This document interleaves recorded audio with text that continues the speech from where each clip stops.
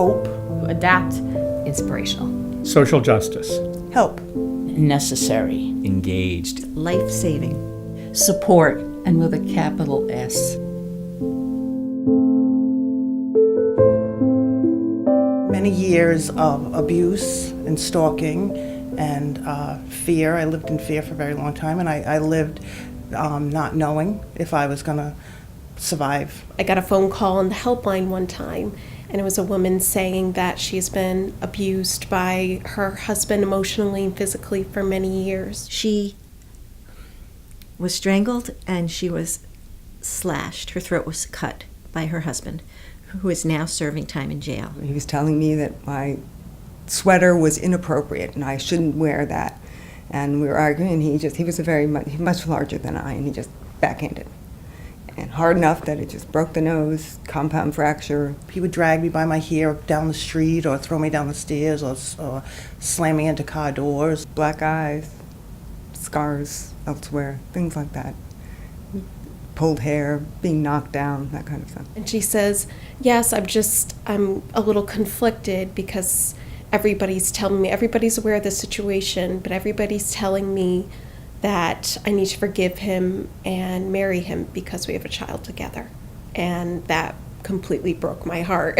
He, at one point, held a knife to my throat and kept me trapped for 6 hours in an apartment, that threatening to kill me. I think the children was a big part of it because I have a daughter. And when I saw him starting to treat her the way he would treat me, that was the deal breaker for me. In 1998, when I was threatened to be killed with a knife by my husband, and I called the police, and they came and suggested that I come to the Women's Resource Center. She took a train to somewhere and decided to get off in Kingston. I needed help. I went to my parents and I told them I need help. I don't think people know everything we do or the depth of what we do until they are personally affected. The counseling that I got here opened my eyes to what the situation actually was and how bad it was and how what I was living wasn't normal. I'll tell you that the local cases where I've seen individual victims be murdered, every single one of them stays as a part of me and haunts me. Because I always think that there's a way I wish we as a society could have prevented those tragedies. Not only do we have to educate them about domestic violence, but sometimes we have to educate them a little bit more about technology and how it can be used as part of their abuse. A woman who works for us at home, upon hearing that I was coming over here for a meeting, said, I would be dead if it were not for that organization. They saved my life, I'm fully convinced. The police officer looked at me as I went up to ask him, and he said, are you the lady who lives up there on the hill? And I said, yes, I am. And he said, are you still safe? And I said, yes. He said, I remember that. I said, it's because of you that I found out about the Women's Resource Center. And I have now been volunteering there. That was 16 years. Take advantage of this time of what real domestic violence is and how to identify the warning signs so people can begin feeling free to talk about it. This situation here gives women the freedom to become free and to become relative. She came to us with her daughter. She has received her GED. Her daughter is in high school and doing very well. She was a young child when she came here.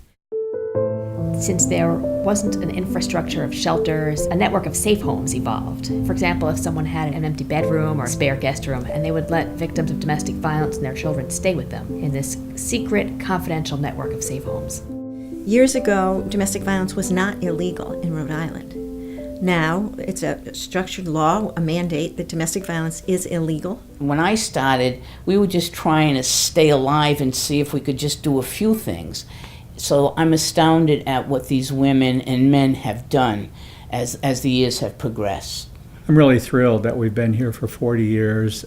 I wish in another 40 years we didn't have to do this, but my fear is we probably will. Many of the atrocities I saw could have been prevented. wrap around them in a way and kind of be able to shore them up, to help them find the right resources that they may need, give them the support that they may need. Your center, they give you the tools that you need, depending upon your situation, to change your life, to get away from your abuser, and to move on. And they've got all the tools here if you're willing to do the work. The education about domestic violence should be offered in all of the schools, nationwide, worldwide. She tells a true story of almost dying and now just living a joyful life.